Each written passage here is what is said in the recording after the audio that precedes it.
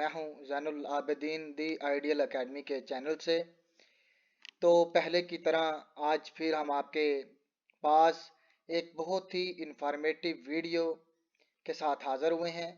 आज हम आपको बताएंगे पाकिस्तान स्टॉक एक्सचेंज के बारे में कि पाकिस्तान स्टॉक एक्सचेंज के अंदर आप किस तरीके से आप इन्वेस्टमेंट कर सकते हैं, किस तरीके से आप अपना ब्रोकरेज अकाउंट ओपन करते हैं, किस तरीके से आपने जो है राइट ब्रोकर की जो है वो सिलेक्शन करनी है और किस तरीके से आपने शेयर्स की बाइंग एंड सेलिंग करनी है।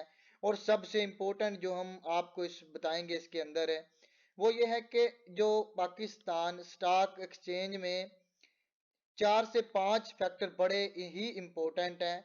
उन 4-5 फैक्टर्स के बारे में हम आपको इंशाल्लाह अभी बताएंगे। तो इसी तरीके से हम अपनी वीडियो जो है वो जो टॉपिक को है उसको स्टार्ट करते हैं। तो सबसे पहले उन 5 फैक्टर्स में से जो पहला फैक्टर है इकोसिस्टम ऑफ स्टॉक एक्सचेंज का, उस फैक्टर को कहते हैं सीडीसीज। तो सीडीसीज क्या चीज है, सबसे पहले हमें इसके बारे में जानना है। हम में से अक्सर लोग ऐसे हैं जो अभी तक पाकिस्तान स्टॉक एक्सचेंज के बारे में बिल्कुल जानते ही नहीं है। उन्हें इसके बारे में इल्म ही नहीं है कि भाई पाकिस्तान स्टॉक एक्सचेंज है क्या, या कुछ लोग ऐसे हैं जिन्हें बिल्कुल ही पता नहीं है। तो इंशाल्लाह ताला इस वीडियो को देखने के बाद आप इस काबिल हो जाएंगे कि आपको पाकिस्तान स्टॉक एक्सचेंज के तरफ से कोई भी फ्रॉड या कोई ब्रोकर आपसे फ्रॉड नहीं कर सकेगा। ठीक है, क्यों करके अक्सर लोगों का यही कहना होता है जी हमारे से फ्रॉड हो गया है, हम ये हो गए हैं, फलां हो गए। तो इंशाल्लाह अगर आप वीडियो को सही तरीके से देखेंगे तो इंशाल्लाह आप इस काबिल हो जाएंगे कि आपसे फ्रॉड नहीं होगा, क्यों करके आपके पास इतना नॉलेज आ जाएगा। तो हम चलते हैं जी टॉपिक की तरफ। हमारे जो 5 फैक्टर है इकोसिस्टम ऑफ स्टॉक एक्सचेंज के, पहला फैक्टर सीडीसीज है। तो सीडीसीज बहुत ही इंपॉर्टेंट फैक्टर है। ये वो फैक्टर है सीडीसीज जिस जगह पे हमारे शेयर्स पड़े होते हैं, यानी कि जिस जगह पे हमारे शेयर एग्जिस्ट कर रहे होते हैं। अगर हमने इन्वेस्टमेंट की है तो हमने सावधान है शेयर्स की बाइंग एंड सेलिंग भी करनी है। तो हमें यह पता होना चाहिए भी हमारे शेयर्स कहाँ पड़े हैं, किस जगह एग्जिस्ट कर रहे हैं। तो वो जो शेयर जिस जगह एग्जिस्ट करते हैं उसे कहते हैं सीडीसीज। अगर आप सिर्फ ब्रोकर के ऊपर रहेंगे, ठीक है, तो फिर आपको चांसेस ऑफ लॉस ज्यादा हो सकते हैं। अब हम चलते हैं जी दूसरे फैक्टर की तरफ। तो दूसरा फैक्टर है एनसीसीपीएल।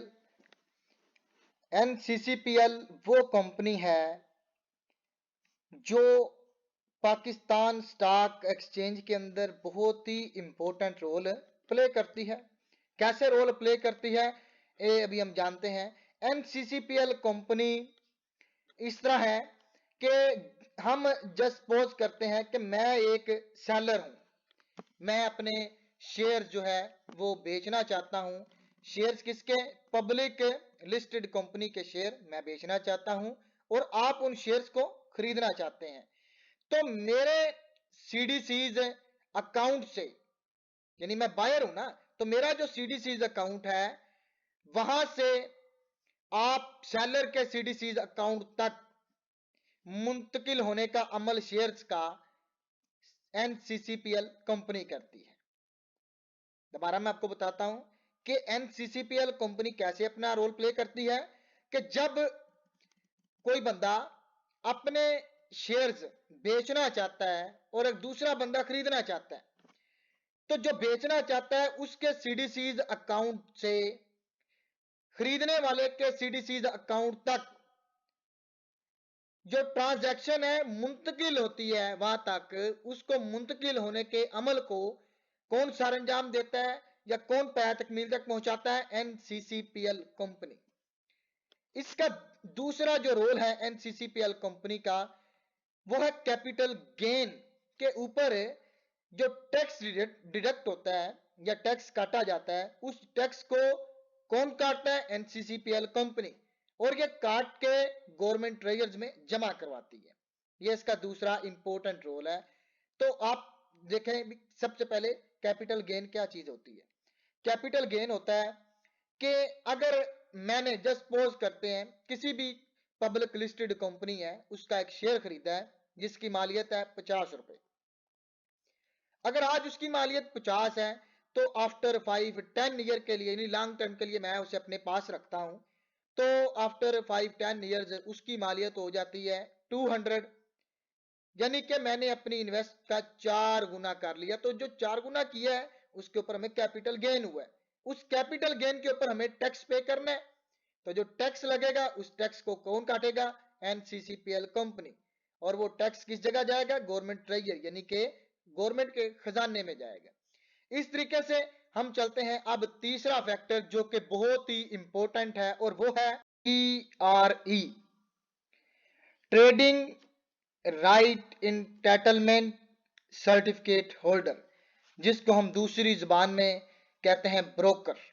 तो ब्रोकर जो होता है वो पाकिस्तान स्टॉक एक्सचेंज का उसे एक्सचेंज से मिला होता है, वहां से उसने लाइसेंस लिया होता है। तो हमने यानी कि इसके बगैर हम अपनी जो इन्वेस्टमेंट है वो नहीं कर सकते हैं। तो इसलिए ये बहुत ही इंपॉर्टेंट फैक्टर होता है पाकिस्तान स्टॉक एक्सचेंज का ब्रोकर। तो हमने चौथा फैक्टर जो है इसके, तीसरा फैक्टर जो इसके अंदर क्या है? ब्रोकर है। तो हम जब से पहले जो है हमने इसके जरिए ही बाइंग एंड सेलिंग करनी होती है। तो ये था एक मैकेनिज्म, या ये एक वो इकोसिस्टम था जो हमें पाकिस्तान स्टॉक एक्सचेंज मुहैया करती है। इसके अलावा कंपनीज जो हैं उनको रेगुलेट जो करता है उसे कहते हैं सिक्योरिटीज एक्सचेंज एंड पाकिस्तान। इसी तरीके फर्ज करते हैं कि जो है आपने जो है ना सारा काम कर लिया है, तो अब आप तकरीबन आपको यहां तक समझ आ गई होगी। अब आप जब सोचें कि आपने स्टॉक में इन्वेस्ट करना है, तो आपने अपना इन्वेस्टमेंट प्लान बनाना है कि मैं क्यों इन्वेस्ट करना चाहता हूं। क्या मैं लॉन्ग टर्म इन्वेस्ट करना चाहता हूं?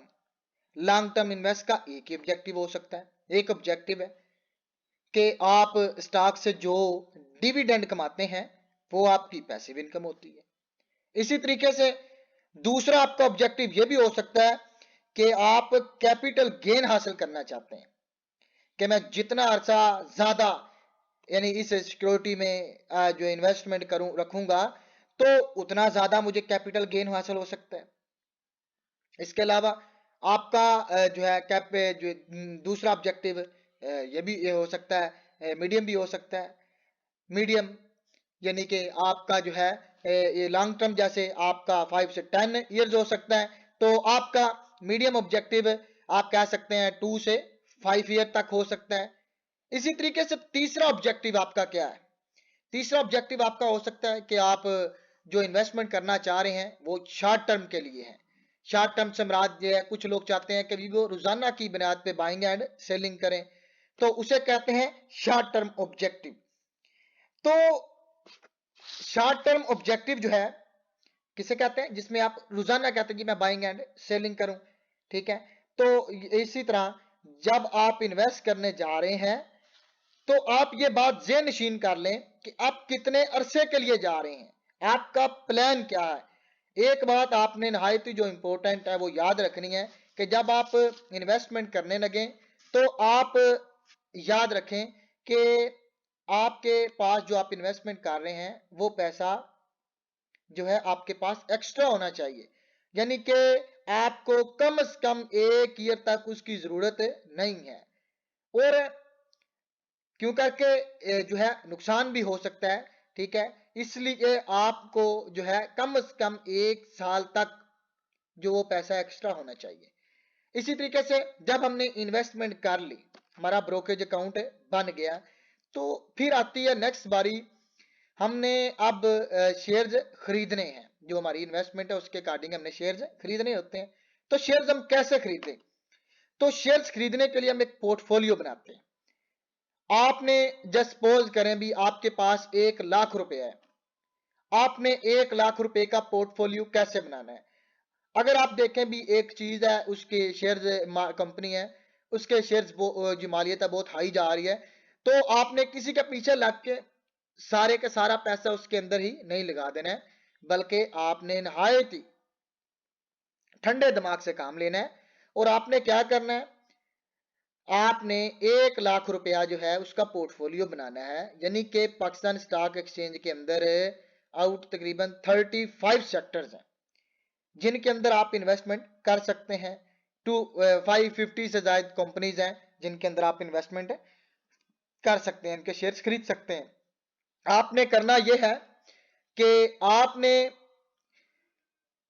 4 से 5 सेक्टर्स के अंदर इन्वेस्टमेंट करनी है, यानी कि आपने जस्ट सपोज कर लें 25% एक सेक्टर के अंदर इन्वेस्टमेंट कर दी, 25% दूसरे सेक्टर के अंदर, इसी तरीके से तीसरे के अंदर, चौथे, पांचवें के अंदर जस्ट सपोज करते हैं।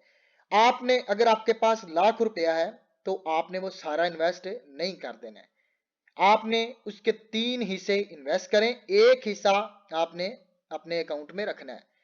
हो सकता है कोई शेयर आपने महंगा खरीद लिया है तो कल उसकी ये जो है वो प्राइस यकदम नीचे आ जाती है, तो वो जो आपका पैसा होगा वो एवरेज के हिसाब से बैलेंस कर देगा और आपको ज्यादा लॉस नहीं होगा। इसी तरीके से आपने अब सेक्टर्स में उससे क्या करना है, डिवाइड कर दिया, आपने उसके अंदर पैसा लगा दिया। सेक्टर से मुराद ये है कि जैसे 25% आपने सीमेंट सेक्टर में लगा दिया, 25% आपने ऑटोमोबाइल फैक्टर में लगा दिया, 25% आपने किसी और सेक्टर में लगा दिया। यानी इस तरीके से आपने अपना जो है वो इन्वेस्टमेंट को डाइवर्सिफाई कर दिया इनटू सेक्टर्स के अंदर। तो इसका ये फायदा होता है कि आपने जब मुख्तलिफ सेक्टर्स के अंदर अपनी इन्वेस्टमेंट को वो डाइवर्सिफाई कर देते हैं कि एक अगर एक ही सेक्टर में एक मिसाल लगा देते हैं तो कल कोई अदालत का या सुप्रीम कोर्ट का फैसला आ जाए या कोई ऐसा लॉ आ जाता है जिसकी वजह से उस सेक्टर को जो होते हैं शेयर्स वो डाउन पे चले जाते हैं, तो आपको बहुत ज्यादा नुकसान का सामना करना पड़ता है। लेकिन अगर वही पैसा आपने 3 से 4 सेक्टर्स में डाइवर्सिफाई करके, तो अगर आपको एक से नुकसान हुआ है, दो से हुआ, तो कम से कम दो आपको फायदा दे जाते हैं। इस तरीके से आपको ज्यादा नुकसान नहीं होता है। तो जी हाँ, मैं उम्मीद करता हूं कि आपको इस वीडियो में स्टॉक एक्सचेंज के बारे में जो है वो समझ आई होगी। इंशाल्लाह हम अपनी आने वाली वीडियोस के अंदर आपको बताएंगे कि जो है हम स्टॉक एक्सचेंज के अंदर जो है वो किस तरीके से आपने जो है वो शेयर्स को खरीदना है और किस तरीके से आपने उनको बेचना है, किसकी जो है और कौन सी कंपनी जो है आपने कैसे उसको जो है उसका देखना है, एनालाइज करना है शेयर्स खरीदने के लिए। ये सारा इंशाल्लाह हम आने वाली आगे वीडियोस के अंदर आपको बताएंगे। तब तक के लिए अल्लाह हाफिज, अपना ख्याल रखिए।